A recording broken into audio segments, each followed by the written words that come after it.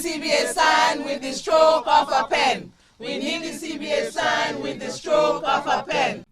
The sound of protests echoed outside the Grand Bacolet Juvenile Rehabilitation Center on Monday morning as employees voiced their frustration over long outstanding wage increases, retroactive payment, and other unresolved employment-related concerns. Backed by their union, the workers held placards highlighting the hardship they face, stating that their current wages can barely cover basic living expenses. Speaking with the GBN News team, the workers pointed to a major grievance, the long-delayed signing of their collective agreement, which has been pending since February. The lack of a signed agreement, they say, leaves them in limbo, especially regarding essential healthcare coverage and retirement benefits. They are also still awaiting retroactive payments dating back to 2017.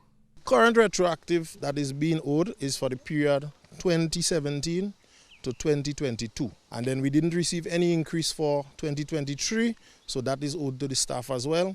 And they have yet to apply the 2025 increase of 5%. We're talking about thousands of dollars here being owed the staff, right? As well as the signing of the CBA. One of the things in the CBA that was agreed upon in principle is permanency for staff. And if that isn't signed, then it means that is just left in the wind.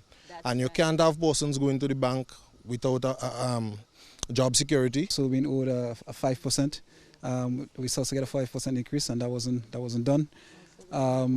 We also supposed to get a 4%. That wasn't done. There are other issues that was highlighted in the CBA, such as retirement payments. Workers emphasized the sensitive nature of their jobs and warned that continued neglect could affect their performance. We also want to highlight that the children with whom we are working, children in conflict with the law, that they need people who are committed. And so you can't have staff turning over quickly. We need people who are permanent. We, the children, need people who are committed, who love them, because they're here for rehabilitation. And if workers are not satisfied, then that can also affect how we do our work.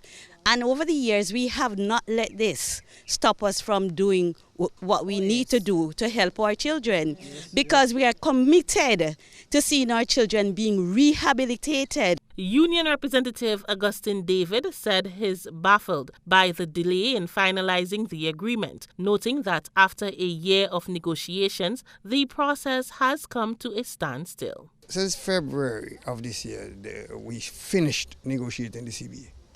And we're waiting, like, are we in June now? So almost 5 months. And we have not got a response. You're waiting another year or what for to get it approved. Correspondence was sometime this week. I wrote to the chairman and asked him to and inform him that we have industrial action. Not even a courtesy response. With the board of the Juvenile Rehabilitation Center expected to meet next week, the union is demanding urgent answers to avoid any escalation in protest action.